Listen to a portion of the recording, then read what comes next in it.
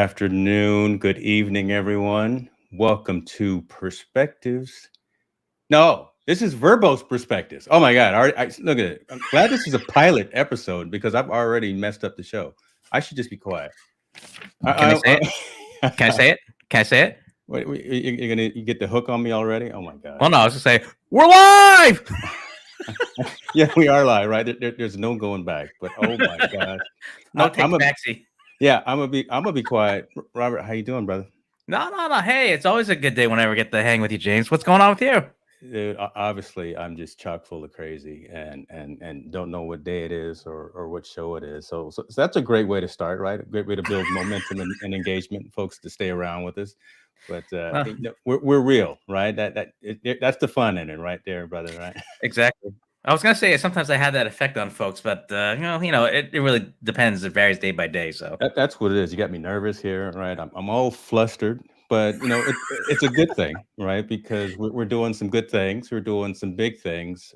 We are starting off 2021 with this fantastic collaboration. So shouts out to you. Sha la la la. I got to get all three laws in there, for working. ain't no worries. With I always forget the second law, so it's just like they'd be like, "Whoa, wait a minute." It's your own company name. How do you forget you? I'm not gonna. I'm at that age where sometimes I goes through one ear and goes throughout the other. So be like, hey, what? Right. Look, I'm at the same half century mark as you, so it's you can't that doesn't fly with me. All right, no, I'm at 50 some as well, and we'll just leave it at that.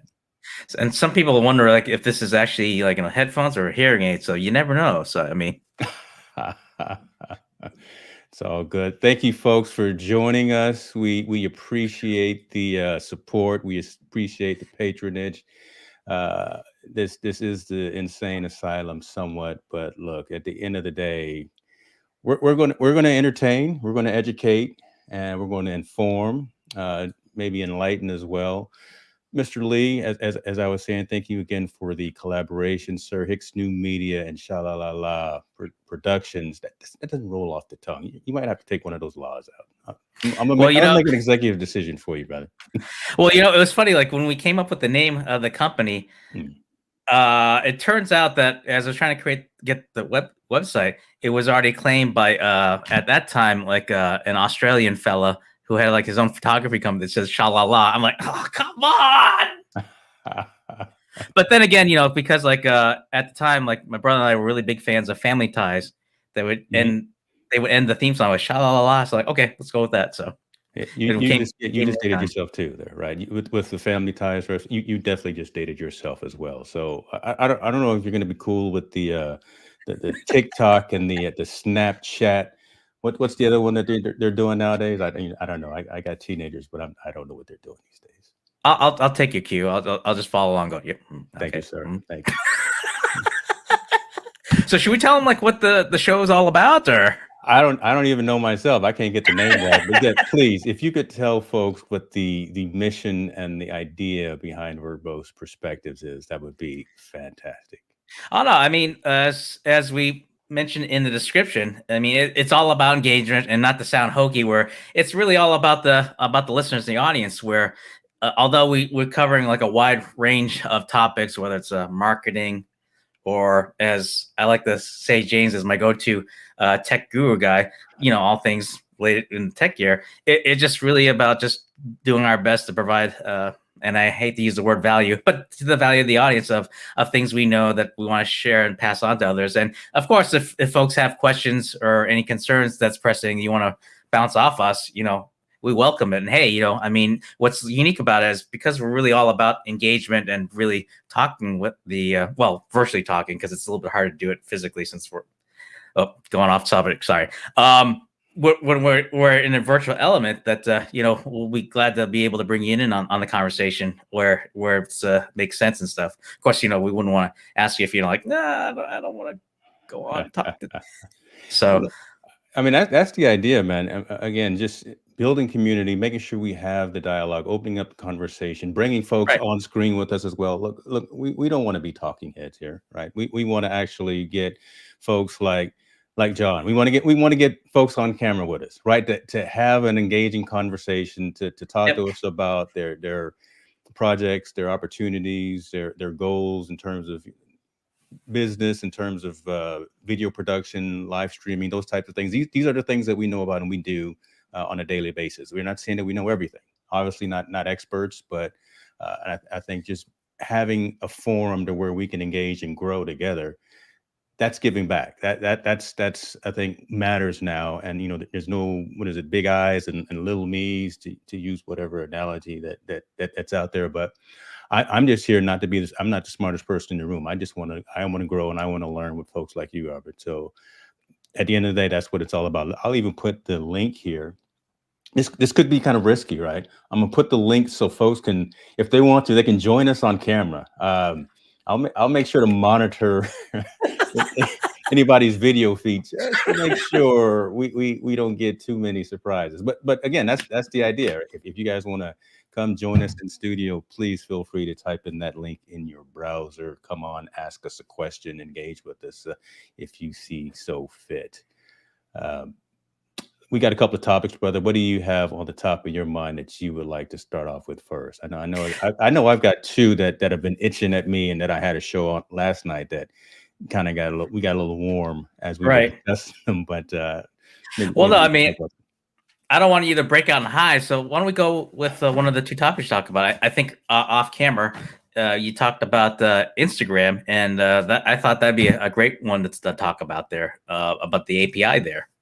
Yeah, right. And that's relevant really to us and what we do from a live streaming perspective, from a content creation perspective. Really, it's pretty timely, and a lot of folks are saying it's about time. But look, Instagram/Facebook/ Mark Zuckerberg, all those folks will make the decision when it's the right time.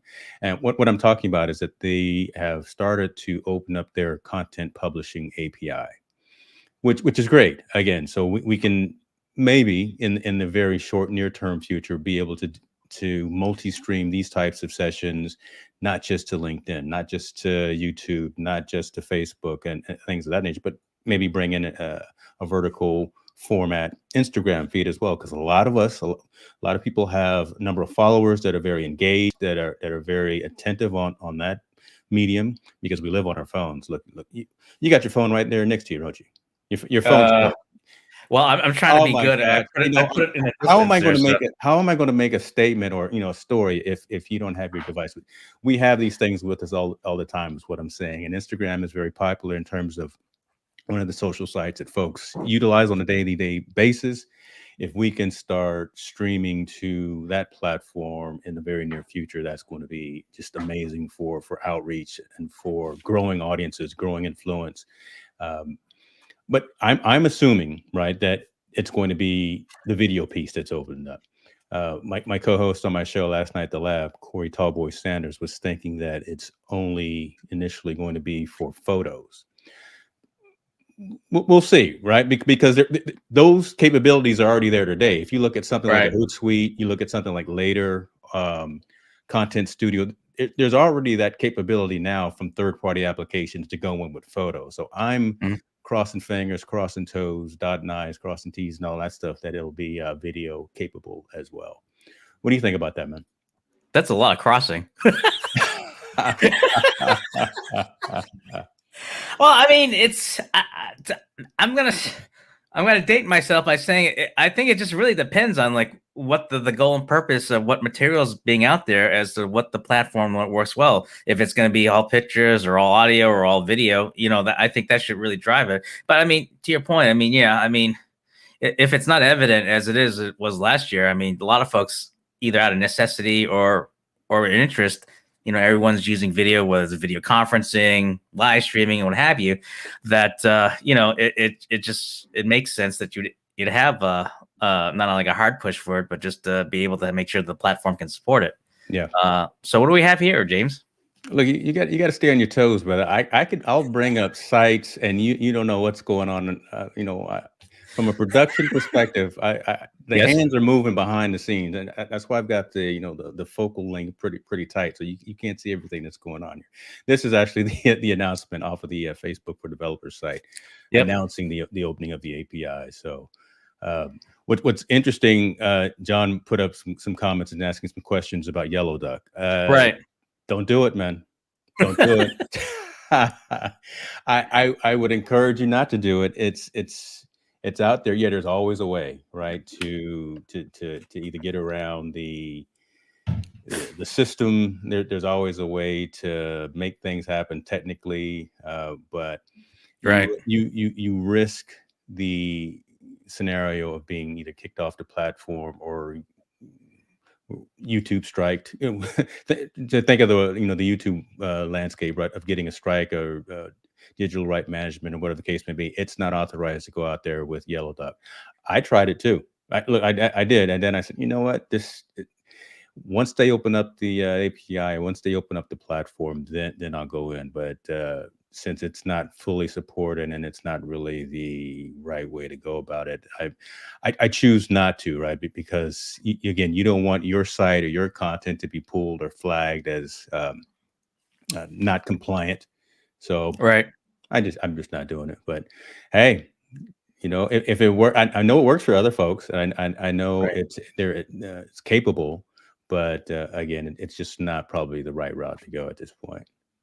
Well, I mean, with any service or any technology that helps you do a task, they always run the risk where the company may just belly up for whatever reason. So that if you're hooked on that specific method to get the message out there, you're kind of sunk. So it's almost Yeah. like, for me, it's like if it's how do I put this? I don't know if I would say like uniformly adapted is a word, but I mean if others are providing similar service, then that makes sense where you would explore as to like how you can get your content up there by IG. But if only like a handful that are doing that, I'm a little leery, only for the fact that as I joke often before, that we all need help. So like if they take that away from you and the service goes away for that, then you're kind of left.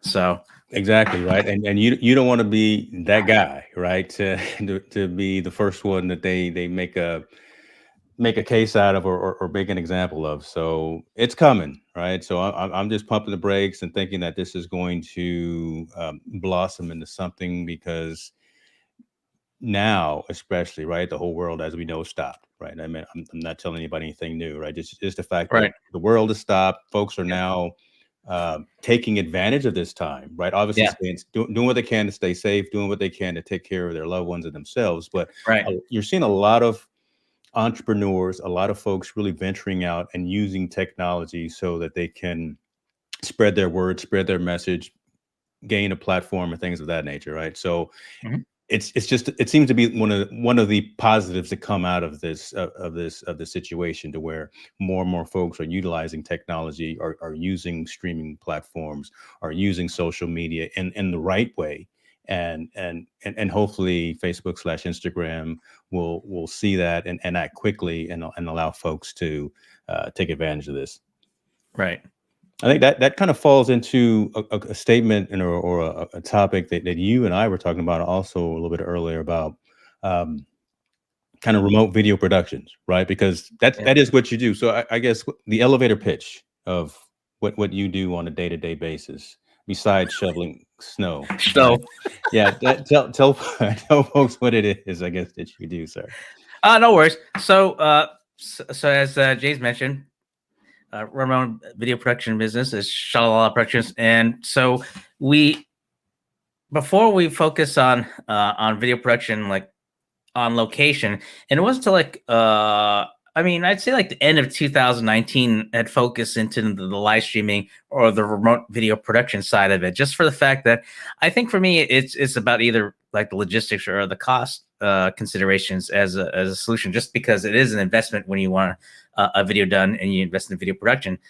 And so the past year, we focused a lot on the remote video production, whether it's either using Zoom or maybe like a StreamYard platform, in terms of filming remotely on behalf of clients, whether it's a format like this, or even if it's like let me see how I can describe it. Or even like creating like a promotional video of a client trying to raise funding for like a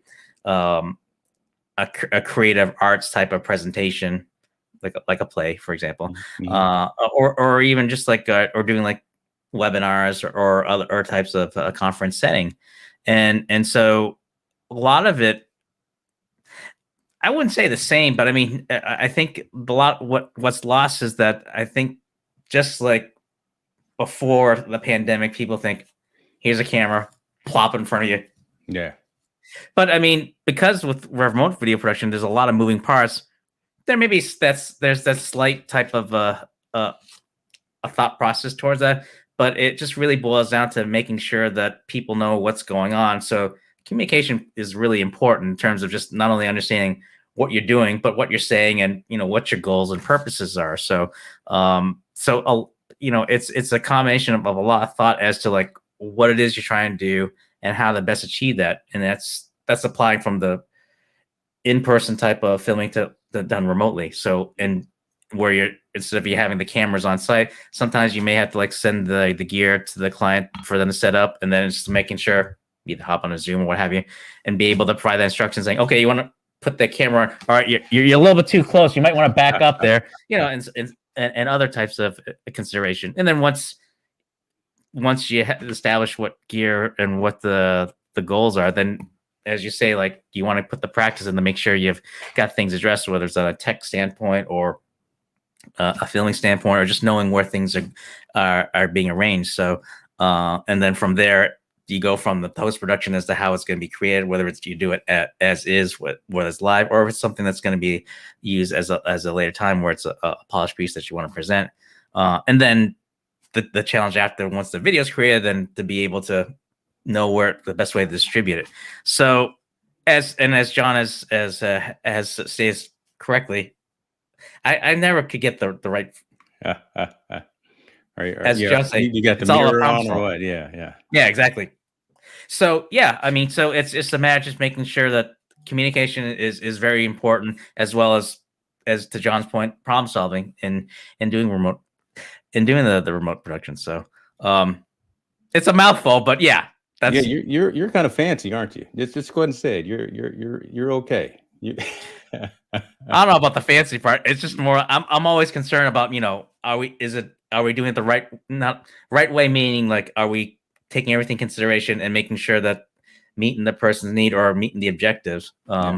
So sometimes it might require a fancy approach. Sometimes it's just a matter of a roll up your sleeve. Okay, let's figure out what's going on here approach. It just really depends on what the goals are. So yeah, and I think that's an amazing analogy, right? Again, because a lot of times folks will go into something, especially having video production, commercial creation, or broadcasting, whatever the case may be, and forget the process, forget the pieces behind the scenes that matter, right? Quality audio, quality video, quality lighting, placement of different assets, a script, run of show, all of the pieces that make up behind the scenes and before the lights go on and you see the finished product on TV or on screen or whatever the case may be. And right. and it's comforting to hear that you bring all of those pieces to bear and make sure that your clients are made aware that, you know what, Robert Lee's coming in. I'm bringing the staff. We're gonna make it happen, and we've got you covered. We know what we're doing. We've done this before, and we've got everything covered to the nth degree. I mean, I think that should definitely set you apart, right? And again, I don't know, but set you apart from a lot of the competitors out there in your field as well, right? Because they're going to want to find someone and work and engage with folks that really care about all aspects of the production, as opposed to, again, here's the camera, lights, camera, action. When it's done, here's a check. Well, nobody wants that, but I don't want that. I don't want you to come at me half baked. I want the whole thing, right? Yeah, I mean, as they say, it's with all businesses, just a matter of making sure you have a good ear, that they hear what it is that they're looking for, and just trying to find the right match. Now, granted, there may be some instances where it's maybe more than the resources, the personnel that I can offer. And so I know it may sound surprising, but if it's one where we can identify what they're looking for, but we may not have the resource to match it. I'm not shy to say, hey, I know another peer colleague that may be a better fit, but just make sure you spell out XYZ. So yeah, I mean the bottom line is just making sure that it's a right fit with everyone, but it just really boils down to just figuring out what the goals and purpose are. And in a strange way, it's almost like it sounds foreign, the idea, like, you just have to really think things through. So when you ask a client to do that, they're like, because I know like a lot of times they want everything spelled out, done this way, but it's really hard to do that when you don't really know what they want. And if they don't know what they want, then it's like, okay, there you go. Right. There's a challenge right there. I want this, and I want it phenomenal. That's all I want. Right? I don't go viral. I want to do all this. All right. What's your budget? Oh, well, first and foremost, really, we want to talk budget too. What are the expectations? So it's good to hear that you actually probably help drive proper expectations. Someone comes at you with $50 for something that they want to go nationwide, global, across all multi platform channels and things like that. Let's curb that enthusiasm, and let's get more realistic. Yeah, I mean, and it's hard. Like, if you want to to give them the, the primo type of service, but if it doesn't call for it, or if they don't have the budget, then it's just a matter just like saying, okay, well, what are you trying to do? Then okay, we may be able to do it in this manner, but it's just a matter just making sure that they're informed along the way as to what's going on, so they don't say like, what are we doing, or what's going on? So let me ask you this: are you seeing, I'll call it kind of an uptake, right, in the need for those types of services, or just an uptick in terms of folks on an individual basis going into video production, and again trying to either do something themselves or trying to package up products and services for other folks, or because 2020 was just so weird, and we're still in the midst of it. I mean, what are you seeing in your industry in terms of new practices, new thought patterns, and things like that?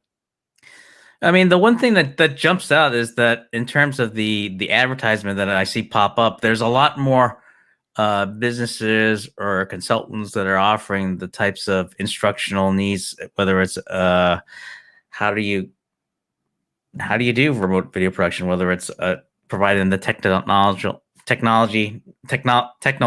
knowledge, or maybe it's the video marketing aspect of like, how can I secure so many people to attend this event, or maybe it's a little bit of both. So I mean, I could see that how the offering or the supply side of it has started to change as to offering like a do-it-yourself type of approach, but there's still the tried and true production companies, whether it's small scale, large scale, that they make sure that it's part of their repertoire as to what offer. Just because now that now that it seems that we're going to be a little bit more hunkered down than we want to be, that they need to be offering that type of service, as well as making sure that the resources in place either to offer or at least to make sure that it matches the demand. So so the needs there is just a matter of like how people go about it is going to be interesting, whether if people are going to really try to do it themselves, or if they actually want to hire someone to do that. So so that's, I think, I vary as to whether if it's more budget driven or out of necessity driven as to like what drives the behavior. So, and that's something I'm still trying to like suss out in terms of what I observe. Okay. Does that answer your question? Not really, but that's okay. It was a good response though, right? And if a normal person would just gloss over and keep moving, but I did like how eloquent you were when you answered. Let me ask you this though. I'm probably put you on the spot because again, you are an entrepreneur and an owner of a production company.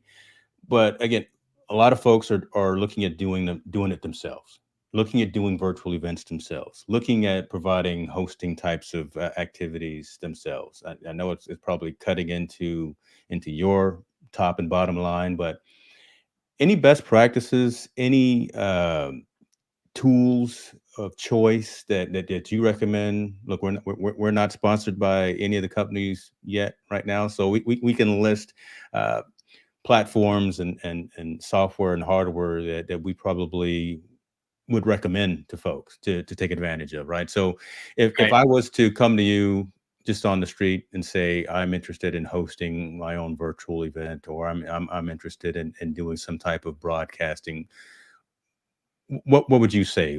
Top two or three things from a best practice perspective, and again, an infrastructure perspective. I mean, the first point is just like what they're trying to create. Like, is it a conference? Is it actual like a convention where it's something large scale?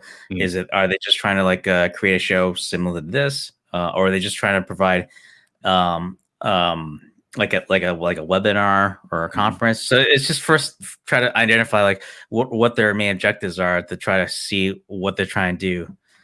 Once you get beyond that, then as you can see, well, actually, I was gonna say if you can hear, but it could be both. That one of the things that a lot of folks, whether it's professionals or peers, what have you, they're really focusing more on the audio component Mhm. of Mhm. so that it's one thing if they can't see you, but if they can still hear you, that's preferable because like I forget who said this. The idea, like people can tolerate a video that might be a little bit kind of blurred, but if they can really understand what you're saying, you're okay. So I think it's just a matter of making sure that you have good audio gear to begin with, and then it's I think depending on whether if it's going to be like a conference or or one where you need to like speak to like a larger audience to make sure you have the computer and software to support that. So I think the last thing you want to do is like you run on like an old Mac SE to do your work where you need something a little bit more fast. Yeah, See. you just dated yourself again there, young man. No, no, okay.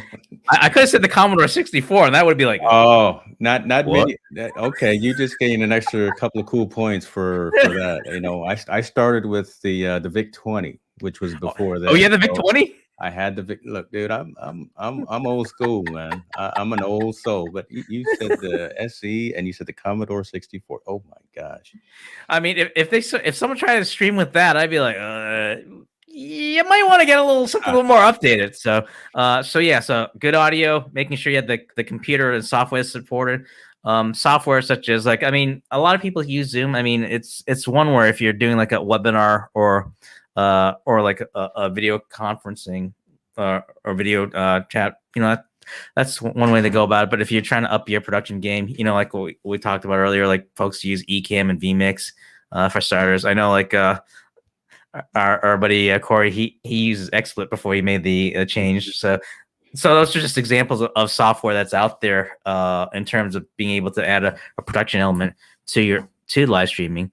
Yeah. And then just imagine just making sure that you have the infrastructure to be able to distribute it. I think you mentioned what was it, Hootsuite or a HubSpot? You mentioned of some of the marketing tools to be able to distribute. Yeah, like later Hootsuite and Yeah. Content Studio are the three that I have used, and Sprout Social is another great one Yep. another good one too. So I like the fact that you mentioned audio because I'm loving this whole resurgence of podcasts. Right, podcasts have been around forever, but nobody listened to them. I'm just going to say, right, it was. I don't want to hear anyone talk, but now, bruh, I've got more podcasts that I subscribe to that are good and relevant. The fact that folks are again going with audio and making sure that sounds good. You hear more and more folks talk about, look, let's get that clean audio. Let's use that Shure MV7 or SM7B. You see how I talk into the microphone right now, right? So those kinds of things, right? Right. Because that translates very well, just like a new social platform that is the rage right now, which we'll talk about in a little bit later. But taking advantage of audio, I think, is again, I think number one. Video will come. You've got to put a little more skin in the game to get effective video, right? So webcams is a good way to get started, but Yeah. man, if you can get into a DSLR, if you can get into a mirrorless, Yeah. I'm a Sony guy, so hey, if you can get that ZV-1 or that Alpha 6600 or 6400, that's the way to go with that Sigma 16 or 30 millimeter. Golly, getting excited over here, but Those are secondary, and then talk about lighting. Make sure if you're going to be on camera, if you're going to be on screen, make sure that you got your lighting set up. But audio is critical. Audio again is game number one, is step number one to make sure that your production is going to be on point and that folks will come back and attend your session. So Yeah, exactly. I mean, for me, it's, as they say, like, not only audio is key, but I think that, and this might be like a topic maybe for another day, but there's, whether it's marketers, agency, they talk about making sure you get a lot of mileage out of the content you created. So, and the first thing that comes to mind is, repurposing the content that you have. So, like, even if you were to do, like a vlog or what have you, and some people, I'm probably gonna get a lot of flack for this, but I mean, some people like are able like to strip the audio off of the video and be able to repurpose that as either as a podcast program, or maybe just like a teaser, stuff like that. But I mean, it just goes to show that it gives you a little bit more flexibility the more creative you are in terms of how you can multi-purpose. Now, although, like, if you were to ask me, like, what's preferable to do I do a video or do an audio, I would lean towards the video, just because it gives you you're an audio guy. I mean, yeah, you're a video guy. So yeah, I mean, it's exactly. in your blood, right? So it just makes sense. Exactly. But I mean, like, if you do the video and all of a sudden, what are we talking about? At least you have the audio to run with, so that it's all, you're able to, like, to take an element out than to try to recreate it if you just only did audio, but then realize, oh yeah, we could get some video about that, and then you just have to like do like your own restaging the event, which will be kind of funny to see, like, if people do that, like, well, we only got the audio, that we don't have the video, well, we can redo it. How are you gonna do that? Yeah, that's tough. Yeah, I've seen significant uptick, right, in engagement, either live or definitely after the fact with the podcast, right? So having that syndicated. So obviously the goal is to get it in Spotify, get it on Apple Podcasts, but all the other platforms as well, and using an aggregator to do those types of things is huge. So opening up your shows and your platforms to take advantage of audio is great. Right. I just switched. Actually, I was using, again. We'll talk a little platforms, even though we're not sponsored by them yet, but we'll see. I was using Anchor. Okay. I loved Anchor. I probably shouldn't have switched, but I did. And it's free, which is great price. But and Anchor is owned by Spotify, so they got some great longevity there. But what I was looking for was more capabilities and offerings in terms of partnering with other podcasters. And Red Circle is who I'm now using to syndicate and aggregate the podcast, so I can put the show and it'll go out to all the platforms, the Spotify's, the Apples, Stitcher, Google, all those places. Right. But they've got something built into their ecosystem that actually allows you to reach out to other podcasters on the network, do some insertion orders, and build content and build kind of some dynamics where I can work with you, you can work with me, I can record an ad for your podcast, you can record one for mine, those kind of things, some cross promotion types of capabilities already integrated and already built. And I thought that was really cool, just kind of unique, where instead of me having to go out to 2 or 3 different other tools to do that, it's already integrated. So I didn't lose anything, right, from switching from Anchor to Red Circle, because again, it was able to pull in my show feeds and still send them out on a automatic basis. So we'll see, right? It's only been a week since I switched over, and so far so good. But yeah, those are the kinds of things that I look for, right? So the audiograms, right, that I do. That goes back to Instagram, because I do an audiogram marketing promo after a show, post that on Instagram, and it'll have the little waveform on it and have all the links. A couple of good tools out there that I've used in the past: Wave that link, or Wave, WAAVE, but I use Headliner to do that. pull in the entire show. So like today's show, I'll pull all the audio. I'll download both tracks, the audio and the video tracks. Mm-hmm. I'll take that whole audio track, put that in the headliner, grab 1 minute of it because I don't want it to go over the 1 minute mark on Instagram to where it now switches over to an IGTV segment. Yeah. Right. Because I don't want that. I don't want folks to have to go through and do another click. I just want you to see 60 seconds of a great piece of dialogue, see the link, and then go to the site. So I'll grab 60 seconds. I'll have a graphic of both in our faces probably. So I'll make sure to get your good side. Make sure you're looking at the camera when I snap the image instead of the back of the head. Gotcha. All right. Don't do that. And then I'll push that out on Instagram. And that again has been a phenomenal way of multi-posting, cross-posting content, which has legs of its own, right? When you put the right hashtags, when you put the right tagging and things of that nature, it just makes your content continue to live. Yeah, there may be a certain number of folks that are watching you live, but not everyone can be on your show live at 4:00 on Thursday, but they can be watching your show at 7 p.m. or the next day, whatever the case may be. And if you have those links available, that's just good stuff. So, yeah, I mean, I'm trying to be better about because I know like the other show I do with Matt Haas on Verbose Wednesday, we do go in overtime, and so I've been trying to like at least build in the chapters and links so that if they're trying to look for a specific point that we promote about, whether we post about it on social media, what we're targeting, that they can find it. So my hope is that in doing that when I get to be a little bit better about being able to extract parts of it to be able to either tease it out or show a segment of it, that it would help not only as identify as where it is, but at least to be able to feed it through the social media marketing machine in terms of getting the content out there. But I like the setup out there that you got going there. Thank you, Brett. So hold on, let's not gloss over that, because what you said, I think, is something that not everyone is aware of. And again, it really helps with the optimization of your video feeds when you put them out on YouTube. So you had mentioned about putting in chapter markers and timestamps, and explain that a little bit for folks that are watching who probably haven't done that or don't understand what that means, and then kind of what the value is that you get out of that. And while you're doing that, I'll pull up kind of an example of that so folks can see what you're talking about. Well, at the very least, the timestamps is like in the description of the YouTube, or even I think even Vimeo.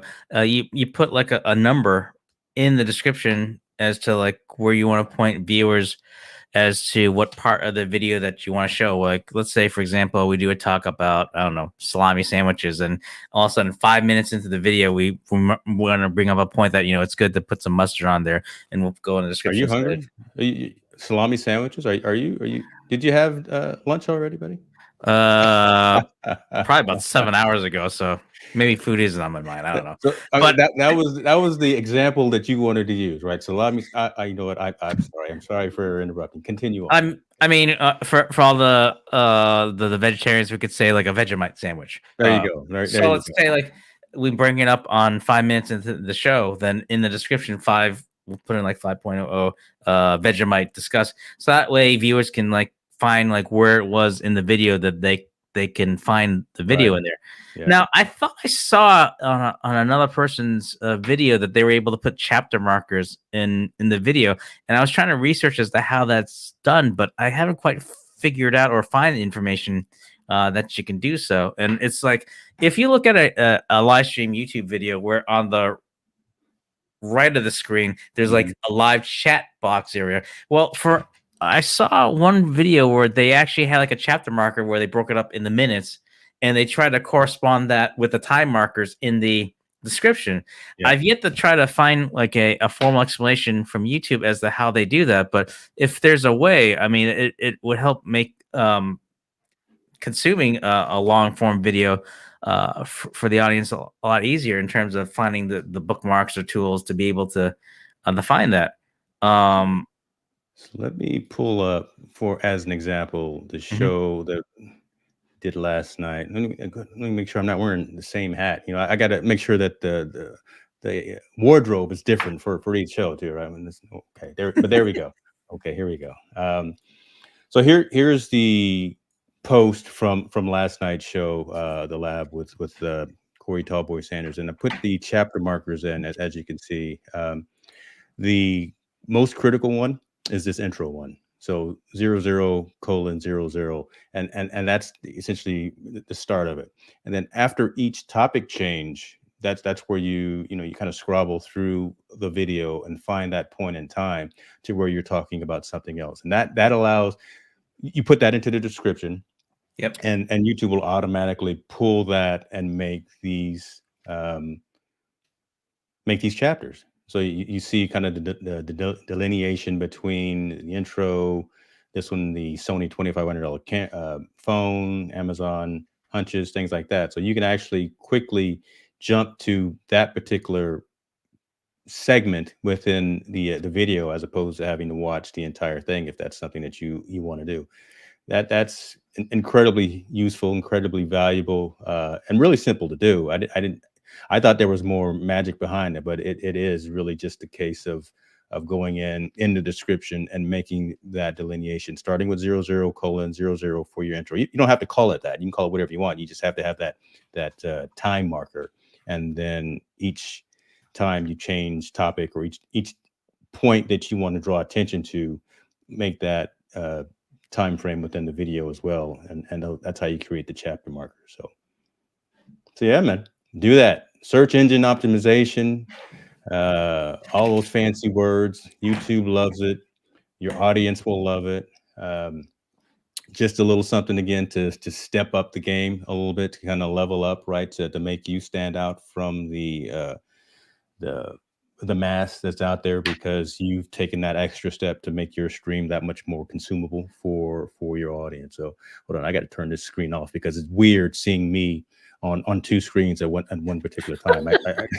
That's It's all good. That's very strange. That is all strange. We had a question earlier from, I think it was Fusion. I was trying to answer his question where I think it was like 37 minutes in. I'm not sure exactly, but if you watch a James explanation earlier on a timestamp, I think that's a good way to approach it and look at tackling the problem. That's my guy Sonny right there. I tell you what, Sonny, once we publish this later on this afternoon or this evening, I will put the chapter marks in, and I will. I guess I might label it Vegemite. I don't know. That doesn't even sound right coming out of my mouth. But I'll find something creative to do for the chapter mark there, so you can watch that a little bit later on this afternoon, this evening. Good stuff. Exactly. Good stuff. Oh, I think John was asking for the link again. Okay, you want to come on and stir up some trouble? We'll let you come on camera and on screen. We have no problems with that. There you go, sir. Come join us. Make sure you're presentable, because I'll leave you in the back room there if you don't come presentable. If you got a hat, that would be amazing too, right? I think that's going to be my new thing for this year. Just rocking a new brim every day. I'm a simple man like that. We talked about Instagram. We talked about remote video production and kind of those things. I'm seeing a lot of movement with folks looking for alternatives from a social media perspective. And I kind of want to get your take on this, right? Facebook, Instagram, they have 80-90% of the market share, right? They just do. Why? Because again, they're free. They're very simple and straightforward to use. But I think there is a desire for folks to want and find something else, right? Something either a little more richer in terms of how they engage and how they interact, how they build community. Again, one of the tenets kind of this show, and I'm seeing that happen with, again, we touched on a little bit on the audio-focused, audio-based platform of Clubhouse. It's very simple. It's very straightforward. Again, it's just audio. It's just folks sitting around in a virtual room talking to one another. Imagine that concept, Right. Again, it's really nothing new. It's again just having a conversation. And the fact is, for those who aren't on the platform as of yet, it really is just kind of thinking of it as a Phone virtual call. conference. Yeah, virtual phone call, virtual conference, right? You get a handful of folks that are on the stage, right, that are conversing, and you got a lot of folks that are in kind of the general area listening. You can raise your hand at any particular point, and you can be promoted to be on the stage and actually engage from an audio perspective as well. But I mean, the fact that again, it's so straightforward. It's so uh, simple in terms of the idea. It's exploding. It's only iOS right now, and I know there's probably some contention about that from a lot of folks on other platforms. And it's only still in beta, and I believe they just got a $1 billion or so valuation. So the Stanford grads that came up with Clubhouse are doing all right now. Right. And let me before I ask you for your thoughts on that, we got John in the room there, and I wanted to I see him rocking. I see him rocking the beanie. So that's why I immediately stopped and said, let me bring him on because he came through and he's got some swag going. How you living, sir? John, talk to us, brother. I'm good, brother. How you doing? I do. You got your athleisure on too. So you probably just got Yes, got yes. got got through working out a little bit. That's the I know that No, brand. actually, as soon as the show's over, I'm going to the gym. Right? Okay. I knew he was going to say that. There you go. Okay. Gotta have a plan. Gotta be thinking ahead. I like that. Hey, back in Always, buys man. today. Back Always. in buys today. Okay. Yeah, for sure. Welcome to the show, sir. Give like I asked Robert the elevator pitch. Give everyone, I guess, that elevator pitch of who Oh, you are dude, and I what don't it know, is. man. You know me. I'm into so much stuff. If I try to pack it all in an elevator, Then that elevator's make it a coming short down, elevator Jack. ride, brother. You know, It's we coming just down. we It's just just going gonna three crash to the three bottom stories. floor. This guy. Well, first and foremost, I am a certified nutrition expert and a personal trainer, but I am also a video professional. I work with Robert doing remote video productions. I do editing work. I do tech work. You name it, I do it in that respect. I work on. I got a supplement company. I work for a company called Mountaineer Brand, so I'm a content creator for them. Yeah, man, kind of like a jack of all trades and master of a couple, but not all of them. I love it. I love it. And look, let's go ahead and take advantage of this right now. Oh, now he's lighting you up I over mean, there. pretty Oh, much he's Robert, bringing the he's heat. in fuego. He's trying to burn Couldn't my resist it. eyes. He does it Robert, to me all the Robert's time. bringing the heat for you right there. Yeah. Let's not skip over the products that are right behind you. Go ahead and do the pitch, right? Because you already sold me. So let's Oh, talk yeah, about what yeah. you got Well, behind you, brother. as far as this over here, these are just a few of the supplements that I have on my website, which is ketocrine.com. I picked all natural supplements for a reason. I don't like a lot of the supplement companies and a lot of the fillers and the garbage they put in them. 99% of all of my supplements are all herbal based. So it's stuff like berberine and, Ceylon cinnamon, krill oil, all these Mhm. different types of things. So yeah, definitely 100% natural as much as possible. And Mountaineer brand over here, it's the same thing. They're the products that I started using when I first started to grow this beard out. And it was kind of funny because I was buying this stuff off Amazon, and then I found out they were like 12 miles away from my house. So I connected with the owner, and he brought me in for a tour, and he found out that I was dabbling in video production and whatnot. And now my studio is actually in the Mountaineer brand facility. That's pretty cool, man. That's Yeah. pretty cool. And you are a live test subject, right? For Yes. every product Yes. as well, right? So I, Absolutely, absolutely. It's like they just came out with a new beard growth line. They have a primer for your skin, then they have a yeah. serum and a balm, and I was like a test subject for all that stuff. See, you didn't know, right, when we invited you just to come on screen that you were going to have to give kind of that whole dissertation. But there you go, No, but right? that's okay. That's okay. You know me. I ain't shy. And I'm not that's what it shy is, at man. all. And that's the idea, right? Let's not be shy. No one again is here to. All we're here to do is help. All we're here Absolutely. is to have the conversation and grow from a community perspective and engage, enable, and entertain. So Mhm. Look at that. We got the thumbs up. As you were coming on, we started talking about Clubhouse, and it's the new shiny toy, right, in the Yeah. toolbox. Are you on the platform?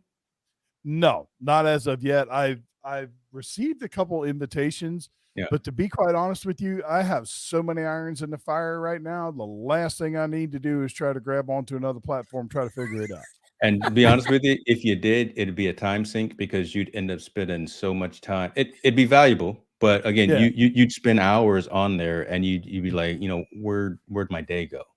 And Yeah. and again, that's a weird catch-22. It's good and bad, but I'm seeing that folks are gravitating to it because again, it's the reverse of all of these likes. It's the reverse of all of these retweets. It's the reverse of all of these other um, affirmation types of social media platforms that folks have been so inundated with, and this really is just a very simple form of conversation. So we are just Right. conversing with each other. It's not the video. It's just Right. your voice, my voice, and we're Mhm. coming in and we're fellowshipping and we're dialoguing. So your thoughts though on that type of movement, right? Again, we were talking about Facebook, we were talking about Instagram, and how they've got a grasp on so Mhm. much of society. I guess Right. your thoughts on what you would see social media moving to in this new time, 2021. Okay. Well, as much as people are tending to focus on the quality of their audio these days, Mhm, um, it's at the end of the day, and marketing leaders will tell you, like, when it comes to any type of social media post that has anything to do with business, video is 10 times more engaging than a static post, and it's mhm, probably going to be about 20 times more engaging than anything you could do just audio. Because if you can kind of tap into all the senses yeah, rather than just the ears or the eyes, when it all comes together, that's when you really make an impression on people. And we live in a world where the average impressions that somebody needs to make a decision on a product is 16, I think, according to the last statistics that were put out. Someone has to be exposed to an idea or a concept or a product 16 times before they consider going all in on it. crazy. You have to wonder just how good of a deal Clubhouse is. Interesting. I mean, yeah. So you're probably seeing it exploding and kind of fizzling out. Mhm. If if it doesn't evolve into something else, right? If it doesn't start bringing in some type of, and I'm just going to maybe put words in your mouth, some type of premium platform capability, right? Because Absolutely. that's what I was thinking about, right? If Yeah. there, Mhm. I am For willing sure. to pay for products and services. Freemium models, I don't like. I don't like free apps either. If you've No. got something and I like it and I use it, I'm willing to pay the yearly, the annual fee for it, or the monthly subscription, whatever. I'm willing to help and contribute to the developers that wrote it if it's a Sure. quality product that brings value to my world. So Mhm. that's kind of an interesting take that you bring on that. Hmm. Yeah. Yeah. Well, look at it like this. Before TikTok was TikTok, it was Musically. And Mm. Musically Mhm. Mhm. Musically was popular for artists that were trying to get their music out there and whatnot. Yeah. And it was focused more on the audio than the video because it was all about the sound quality of the audio because that's what they were selling. Yeah. And then a bunch of teenagers got a hold of it and used the video aspect. And then the next thing you know, TikTok is born. And now you've got 16-year-old girls who have 8 million followers, and they're getting brand deals one after another. Yeah. So you have to you never know what the next big thing is going to be. So am I going to say don't explore Clubhouse? Absolutely not. I'll probably check it out. I've got podcast quality audio, you know what I'm saying? I can Yeah. I can play with that game. But And at the the voice end of the too. day, yeah, it's the whole Barry White thing. There it is, right? Yeah.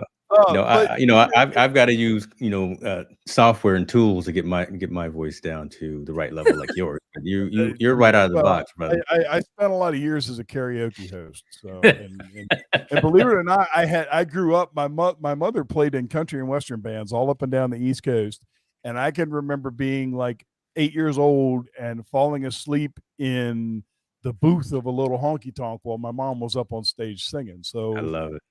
Yeah, yeah. When you grow up around that type of stuff, you're not afraid of a microphone. And my dad was a photographer, so a camera doesn't scare me. Yeah, I was built for this. Stuff, man. So I didn't tell you this. My extended family is not far from where you are. All of my extended families in Virginia Okay. and Baltimore and Washington D.C. area. So I know about a lot of that as well too. So the East Coast is pretty good stuff. Yes, Pretty indeed. a lot definitely a different vibe out there. But I love it. I miss it a lot. Once the world opens back up, I'm going back home. I hear you. Well, you're not missing much, at least in Boston, because it was snowing earlier. So if you got the good warm weather where you are, so that's always a good thing. Warm weather? No, brother. There's only songs written about it never rains in California. It's been 50-mile-an-hour gusts of wind for the last 72 hours or so. So Oh, I'm wearing this hat and hoodie for a reason because it's a little bit chilly. but I was gonna John, say that's why I got the egg, please. Go ahead. John, talk to us a little bit since we got you. I'm just gonna milk all of the time that we got before you By all go means. hit bench press, right?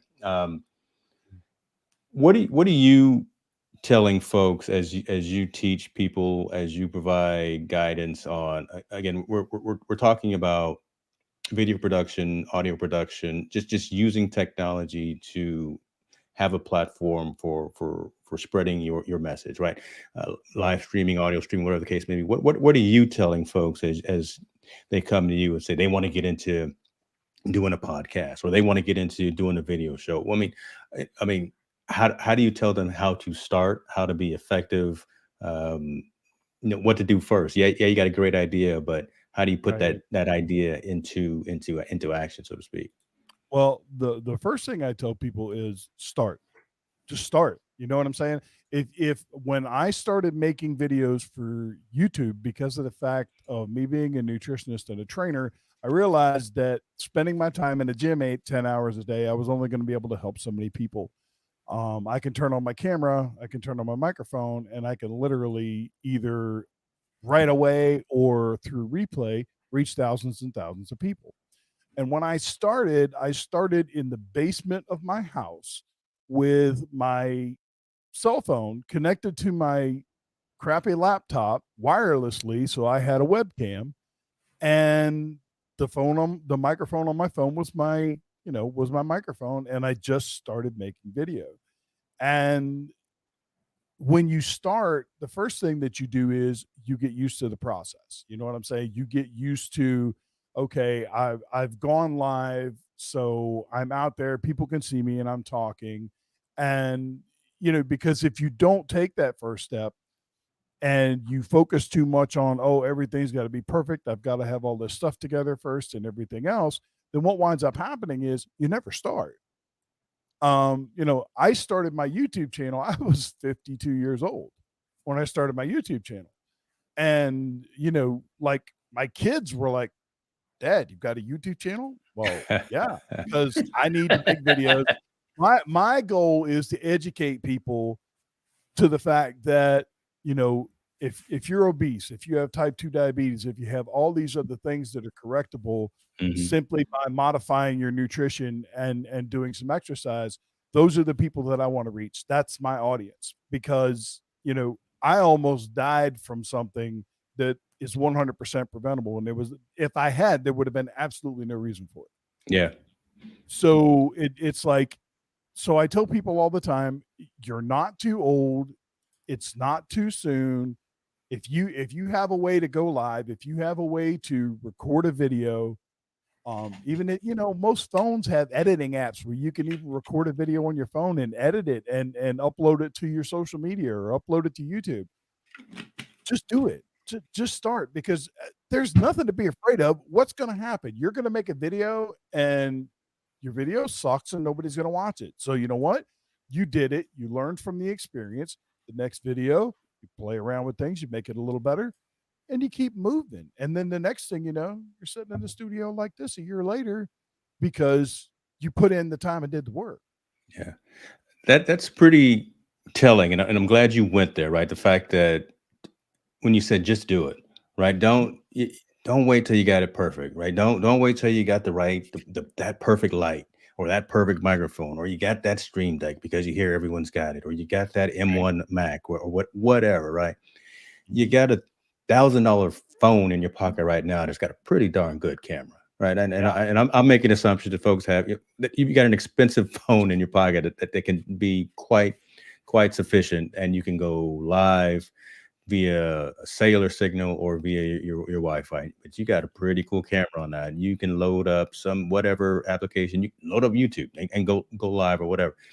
Just get out there and do it. Everyone's got a story to tell, and someone does want to hear your story. So you will gain an audience. And I really like the fact and appreciate the fact that you said, yeah, just don't be intimidated by the folks that have already been out there doing it for X number of months, X number of years. Everyone started somewhere, and no one again is an expert out the gate. We're all here trying to learn. So exactly. I like that. Well, it's like I don't remember where I heard it, but I know somebody said that I heard it said somewhere that go to people like Casey Neistat and Nick Nimmin, if you follow him, all these really, really popular YouTubers, go to their channels and watch their earliest videos. Yeah. They all sucked in the beginning too. Sean Cannell, who has 1 million subscribers now and is a multi-millionaire teaching people how to go on YouTube. Okay. He created Think Media, and then it's he's got Video Influencers or something like that. So he's got 2 channels. Multi-millionaire, and if you go back, he still has his first video on his channel, and dude, he is sitting back, he's got a sheet hanging up behind him, he's sitting back and he's like, well, if you came to this YouTube channel looking for inspiration, you're probably not going to get any. You're in the wrong place, right? He's like, I'm not sure what I'm doing here, but I'm going to do something. Come on. And it's like what, 7-8 years later, and look at him now. Just do it. Just do it, man. I mean, that humbleness, I think, also helps make you just more relatable to folks, right? When we said we were going to do this show, Verbose Perspectives, right? It was all again about a little bit of ad lib coming through with 2 or 3 topics, but really feeding off of the audience, bringing folks on randomly to have conversations, but don't want to just be the talking head thing, right? Just actually have a dialogue and saying whatever you're trying to do, you're trying to hook something up. You're trying to get an idea out of your head onto paper into production, whatever the case be. Man, let's just make it happen. Let's just make it happen. John, I got your link tree up here. You got a lot of great stuff, man. I know about the Jacked Up podcast. I'm a subscriber. Did I give a 5-star review? Hold on, let me see. Yes, sir, you did. Okay. I just wanted to make. I got a notification that somebody did, so and it was right after we talked. So well, there you go. Right. I'm a subscriber. Man of action. Man of action. Yes, and then Keto Cream. I'm gonna go to that site there. Okay, go right ahead. I want everybody to know. Let's see here. Oh, geez, one of the issues with this particular platform, I won't talk bad about it out loud, but we're switching from one particular platform to another one for 2021. So this may be the last time I use. Hold please. There we go. I was going to say, if you give me a minute, I'll bring it up on mine. Oh my goodness! Well, there you go. You're just gonna come and take over, right? I mean, the guy's gonna come in as a guest and just take over the entire show. That's definitely a type A personality. I was in the back doing tech as it was, so definitely a type A personality. He's full of his pre-workout right now, so he's got a little bit of extra energy going too. That's what it is. He's got the little beta alanine going in him. Or do you have? I was going to say, do you have that beta alanine? Okay. It's the exogenous ketones, man. God, that's what I'm talking about. There you go. I hate the beta alanine. Beta alanine. I'm going to tell you what beta alanine is. I'm going to go on record and say it. And I own a supplement company, but I don't sell the crap, so I don't really much worry about it. But I'm going to call it like it is. Okay. Beta alanine is a waste of money, and I'll tell you why. It's a amino acid that acts as a vasodilator. If you take a shaker cup like this, which I drink about 20 of these a day, you put a 1/4 teaspoon of pink Himalayan salt in that cup, and shake it up and drink it before you go work out, Yeah. you're going to get the exact same effects, and it's a heck of a lot cheaper.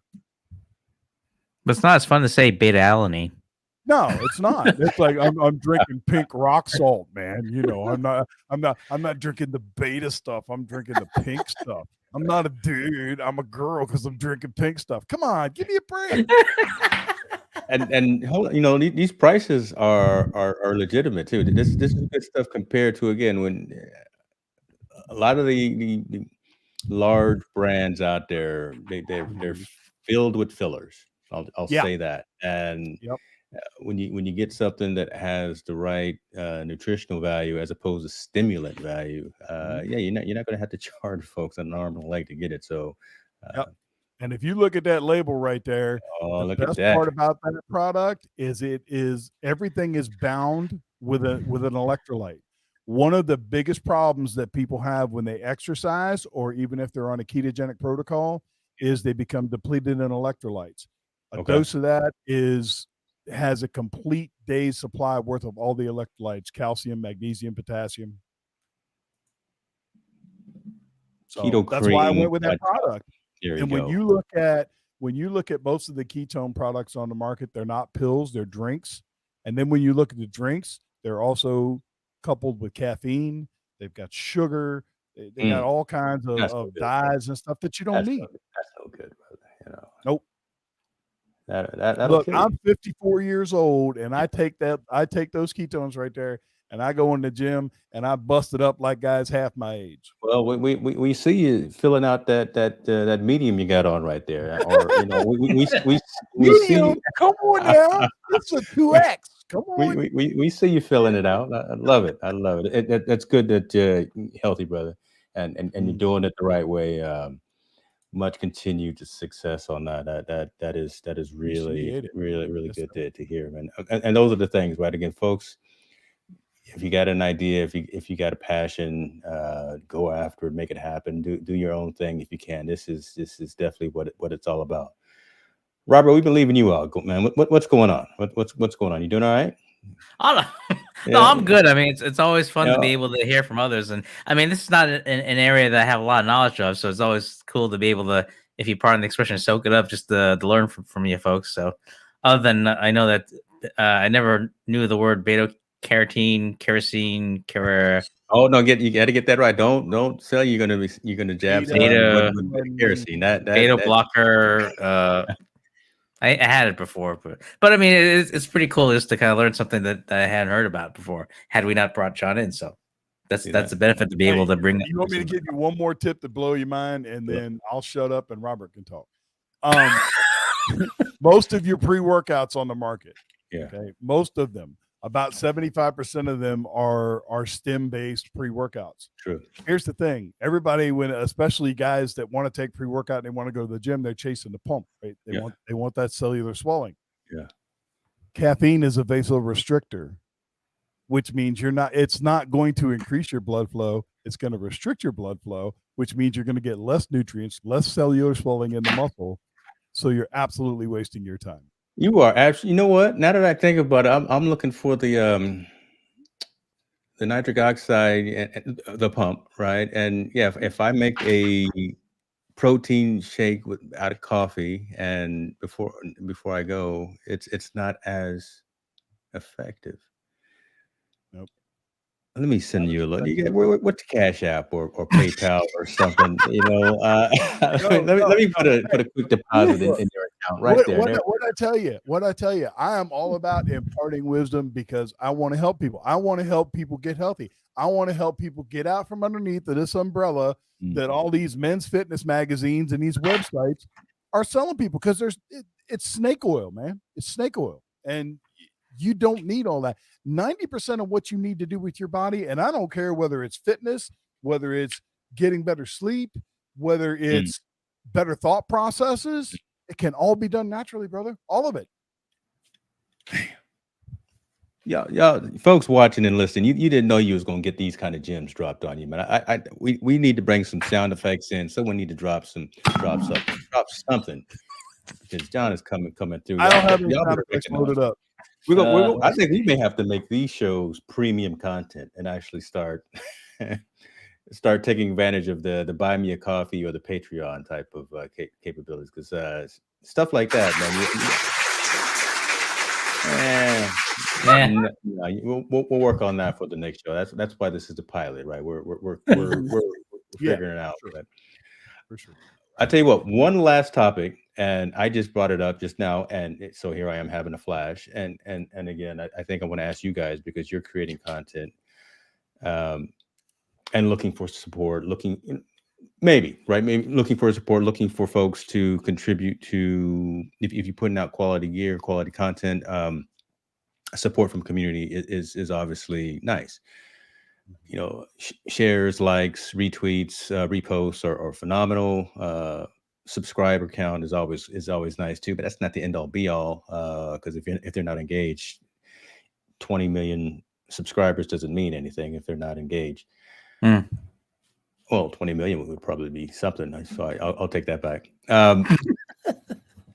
I've started taking advantage of the Buy Me a Coffee ecosystem. Very similar to Patreon. Have you guys heard of Buy Me a Coffee? Not a lot.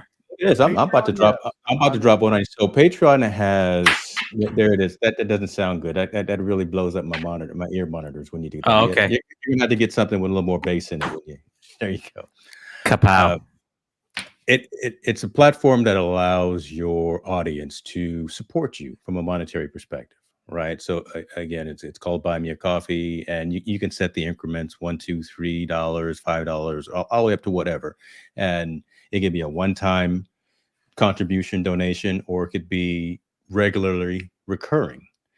So very similar to Patreon, and it also allows you to have, again, premium content. You can designate certain amount of content as premium, or I've seen a lot of streamers starting up like a Discord channel, right, to where they actually have chats going with certain VIPs or whatever to help that streamer come up with topics for future shows, just some value-added content outside of the regular show.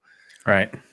What you guys have heard of Patreon, but you haven't heard of Buy Me a Coffee. What are your thoughts about that? And do those platforms resonate? Are those links that you see yourself putting on your podcast, on your blogs, on your content? What are your thoughts about that? I'll ask you, Mr. Lee. We'll start with you, Mr. Lee. There we go. Well, I mean, I haven't used that specifically or any other ones, only because I know with YouTube you have like the super fan super chat, but you have to like hit like certain threshold, or certain I can't think of the word, but it's a criteria to be able to earn that right. So so it's I guess the idea is a little foreign to me, just in applying it to the content. But I mean, if it's something it's your sole if it's your sole means of support, I mean, anything that helps you, as they say, like pay the bills and stuff like that. It's something that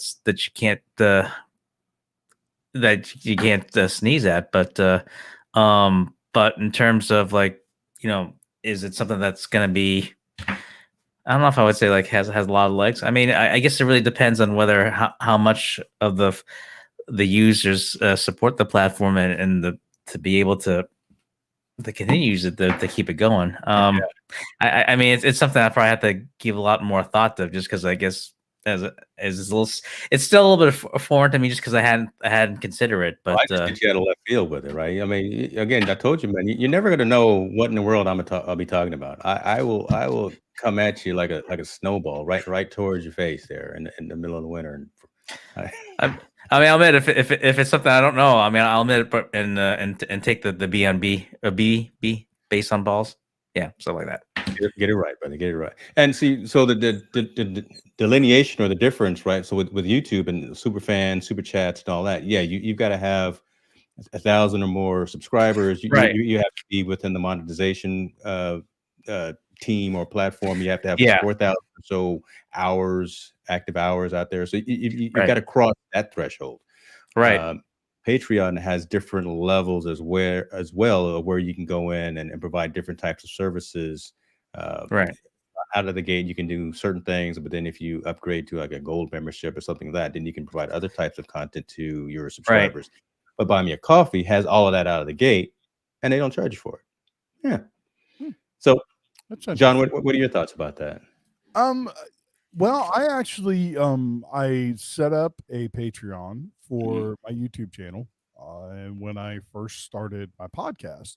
And it's like, I guess if you really work the the angle as far as doing different levels and putting a lot of content on Patreon itself,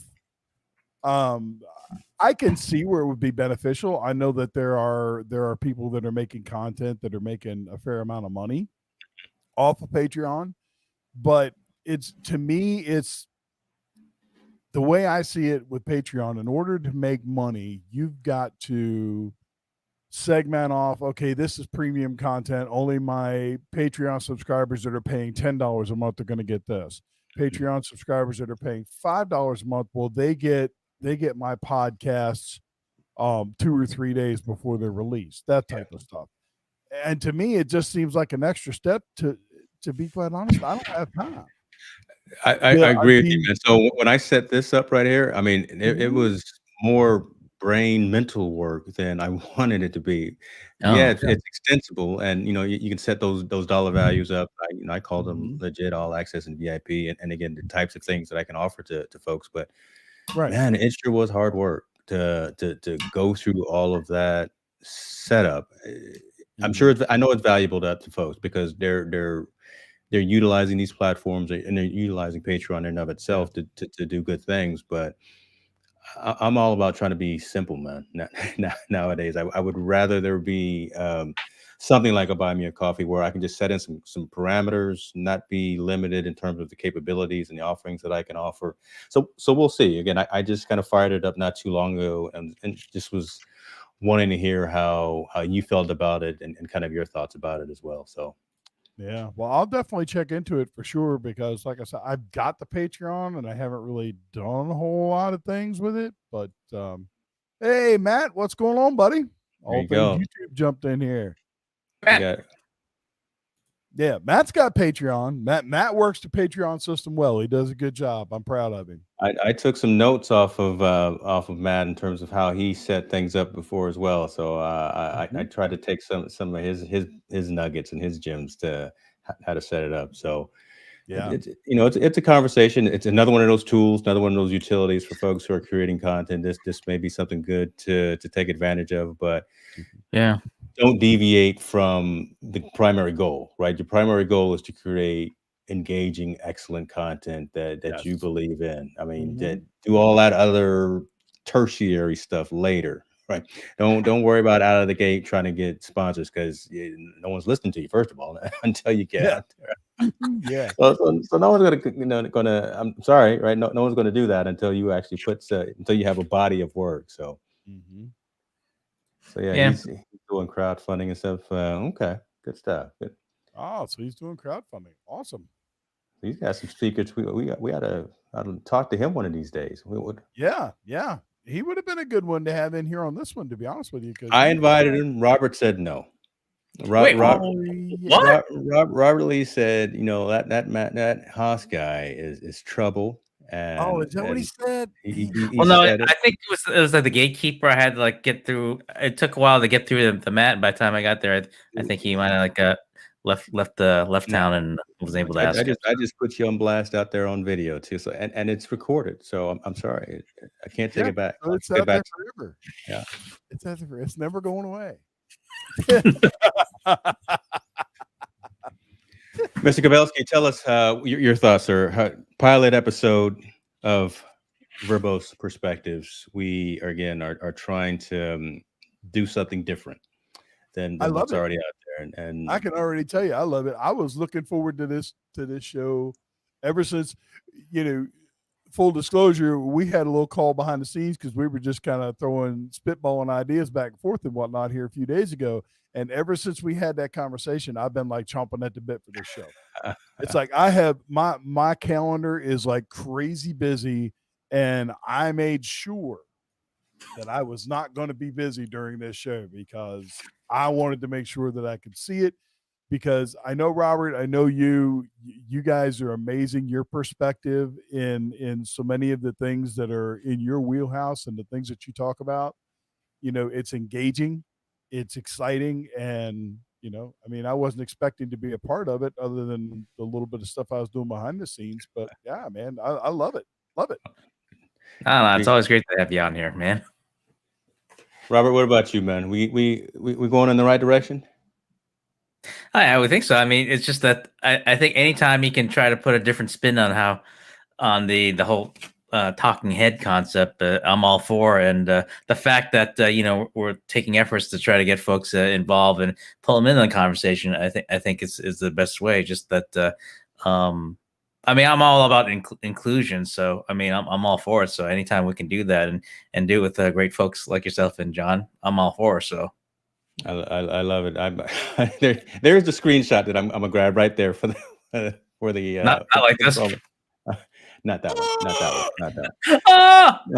But you think about it, right? And I think what's really cool too is we're multi-streaming. We've done that before, but we're taking advantage of being able to go to a couple of extra platforms, right?